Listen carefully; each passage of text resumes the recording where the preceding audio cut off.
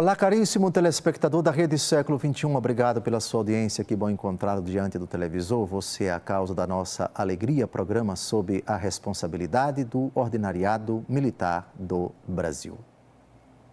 Continuamos a nossa catequese sobre o sexto mandamento do Decálogo, guardar a castidade. Já caminhamos para o final dessa longa catequese, pois para esse mandamento já dedicamos dezenas e dezenas de programas.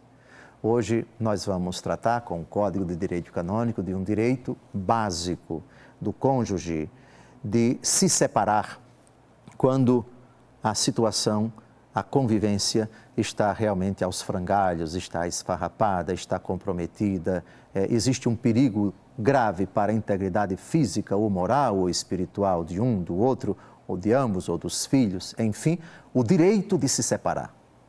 Seja por um decreto da autoridade, o bispo diocesano, seja por autoridade própria.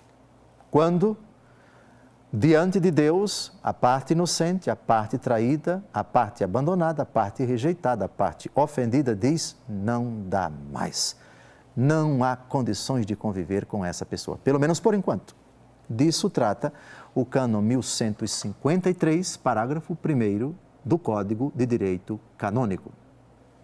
Se um dos cônjuges é causa de grave perigo para a alma ou para o corpo do outro cônjuge, ou dos filhos, ou de outra forma torna muito difícil a convivência, está oferecendo ao outro causa legítima de separação, por decreto do ordinário local e, havendo perigo na demora, também por autoridade própria.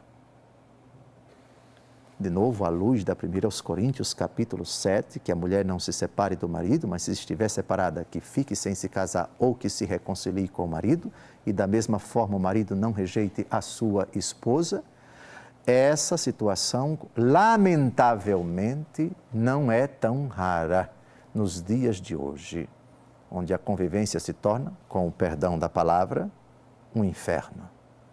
Quando a permanência de um próximo ao outro se torna causa de grave perigo para a alma, a comissão de pecados, pensamentos horríveis de ódio, de vingança, de fazer uma besteira, pois isso pode acontecer, ou para o corpo do outro cônjuge, ou seja, o risco de se agredir, de se bater, de dar uma surra, de se mutilar, de se dar uma facada, de se dar um tiro.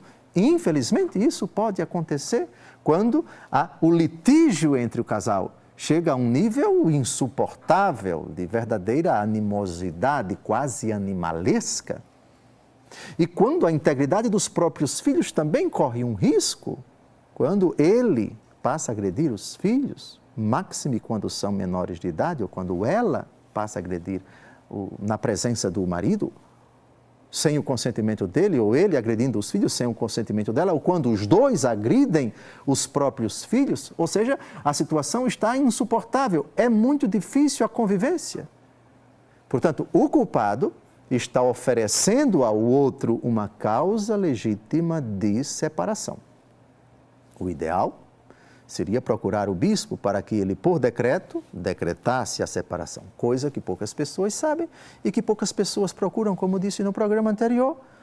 Elas julgam que é mais eficaz procurar a autoridade civil, seja o delegado ou a delegada, seja o juiz ou o magistrado.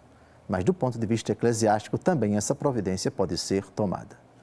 E havendo demora, o próprio cônjuge inocente, com autoridade própria, pode dizer, mesmo sem decreto de juiz, mesmo sem consentimento de delegado, mesmo sem registrar ocorrência, mesmo sem procurar o bispo, eu, por autoridade própria, vou sair de casa ou então vou botar a parte culpada para correr.